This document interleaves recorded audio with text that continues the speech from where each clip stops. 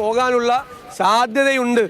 അപ്പോൾ ഇതിനു മുമ്പുള്ള 2 സമ്മേളനത്തിൻ്റെ തീരുമാനങ്ങളെ ലംഘിച്ചുകൊണ്ടാണ്.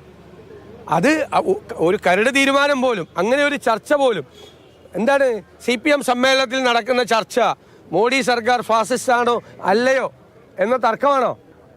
ഒരു തർക്കം ഉണ്ടെങ്കിലല്ലേ അങ്ങനത്തെ ഒരു ഡ്രാഫ്റ്റ് വരുള്ളൂ. അതാണോ CPM സമ്മേളനം ചർച്ച ചെയ്യാൻ പോകുന്നത്? ഇത് മറച്ചു പിടിക്കാൻ വേണ്ടിയിട്ടാണ് മറ്റ് കാര്യങ്ങളുമായിട്ട് വരുന്നത്. ഇത് പൂർണ്ണമായി സന്ധിയിലാണ് സംഘപരിവാറുമായി. ആശാ വർക്കർമാരുടെ സമരത്തിൽ എളമരങ്കരയിൽ നിന്ന് ദേശാഭിമാനിൽ എഴുതിയിരിക്കുന്നത് അരാഷ്ട്രീയവാദികളുടെ കൂട്ടായ്മ നടത്തുന്ന സമരമാണ്, അതായത് കുറച്ച് ആളുകളെ കൊണ്ടുവന്ന് നടത്തുന്ന ഒരു സമരമാണെന്നാണ്. ആ സമരത്തെ പൂർണ്ണമായും തള്ളിപ്പറയുകയാണ് വീണ്ടും. അല്ല, ഇതേ കാരണം പറഞ്ഞുകൊണ്ട് എളമരങ്കരവിൻ്റെയൊക്കെ നേതൃത്വത്തിൽ CIT-കാർ സമരം ചെയ്തപ്പോൾ ഒരു കുഴപ്പമില്ലായിരുന്നല്ലോ. ഒരു അരാഷ്ട്രീയമല്ല, രാഷ്ട്രീയക്കാരായ ഞങ്ങൾ കൂടി പിന്തുണയ്ക്കുന്ന സമരമാണ്.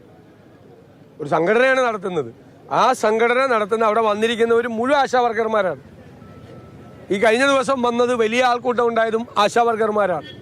എല്ലാ ജില്ലകളിൽ ചെല്ലുമ്പോൾ, ഞങ്ങളുടെ അടക്കം നിയോജക മണ്ഡലങ്ങളിൽ ചെല്ലുമ്പോഴുള്ള ആശാ വർക്കർമാർ കരഞ്ഞുകൊണ്ടാണ് പറയുന്നത് അവരുടെ വിഷയം. ഞാൻ കേരളം മുഴുവൻ യാത്ര ചെയ്യുന്ന ഒരാളാണ്.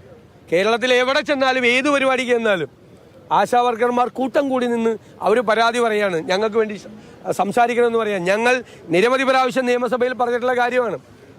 1 മണിക്കൂറോ 2 മണിക്കൂറോ മാത്രം ജോലി ചെയ്താൽ മതി എന്ന് പറഞ്ഞ് വേറെ ജോലി ചെയ്യാൻ പൊക്കോളൂ എന്ന് പറഞ്ഞ് 7000 രൂപ ഓണറേറിയം കൊടുത്ത് തുടങ്ങിയ ആ ജോലി 12-14 മണിക്കൂർ ജോലി ചെയ്താലും തീരാത്ത ജോലിയായി മാറിയിരിക്കുകയാണ്. അമിതമായ ജോലി ഭാരമാണ് അവരുടെ തലയിൽ കെട്ടിവെച്ചിരിക്കുന്നത്. എന്നിട്ട് ആ ഓണറേറിയം വർദ്ധിപ്പിക്കില്ല, നുണ പറഞ്ഞ് പ്രചരിപ്പിച്ചു 13,000 രൂപ കൊടുക്കുന്നുണ്ടെന്ന്. 13,000 രൂപ കൊടുക്കുന്നില്ല, ആകെ 8,000-9,000 രൂപ വരെ കിട്ടാം. പക്ഷേ ഇവരുടെ കയ്യിൽ കിട്ടുന്നത് 7,000 രൂപ മാത്രമാണ്. 3 മാസം ഓണറേറിയം അവർക്ക് കൊടുക്കാനുണ്ട്. ഓർഡർ ഇറക്കിയെന്ന് പറഞ്ഞ് കിട്ടിയിട്ടില്ല ഇതുവരെ പൈസ. അപ്പോൾ അവരുടെ ഇത് വർദ്ധിപ്പിക്കില്ല. എന്നിട്ട് എന്താ കാണിച്ചത് ഈ ഗവൺമെൻറ്? അത് വർദ്ധിപ്പിക്കില്ല എന്ന് മാത്രമല്ല, അവരെ 2 മന്ത്രിമാർ അപമാനിക്കുകയും ചെയ്തു. ധനകാര്യമന്ത്രിയും ആരോഗ്യമന്ത്രിയും അവരെ അപമാനിക്കുക കൂടി ചെയ്തു.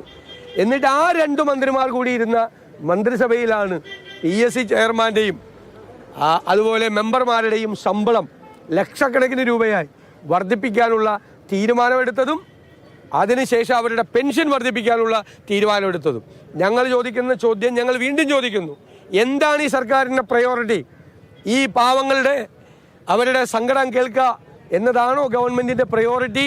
അതോ ഈ 20ഓളം വരുന്ന PSC മെമ്പർമാരുടെ ശമ്പളം ലക്ഷക്കണക്കിനായി ഉയർത്തിയത് എന്ത് കാരണത്തിന് പേരില്ല?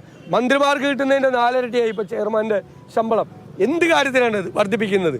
5 പൈസ ഖജനാവിലില്ലാതെ, ജീവനക്കാർക്ക് പണം കൊടുക്കാനില്ലാതെ, സപ്ലൈകോയ്ക്ക് പണം കൊടുക്കാനില്ലാതെ, ക്ഷേമ പരിപാടികൾ നടത്താൻ പൈസ ഇല്ലാതെ, പെൻഷൻ കൊടുക്കാൻ പൈസ ഇല്ലാതെ, ശമ്പളം കൊടുക്കാൻ പൈസ ഇല്ലാതെ, ഈ സംസ്ഥാനത്തിൻ്റെ ചരിത്രത്തിലെ ഏറ്റവും വലിയ ധനപ്രതിസന്ധിയിലൂടെ സർക്കാർ പോകുമ്പോൾ സ്വന്തക്കാർക്ക് ലക്ഷങ്ങൾ കൂട്ടിക്കൊടുക്കുന്ന നടപടിയാണ് ഈ മുഖ്യമന്ത്രിയും മന്ത്രിമാരും ചേർന്ന് സ്വീകരിച്ചത്.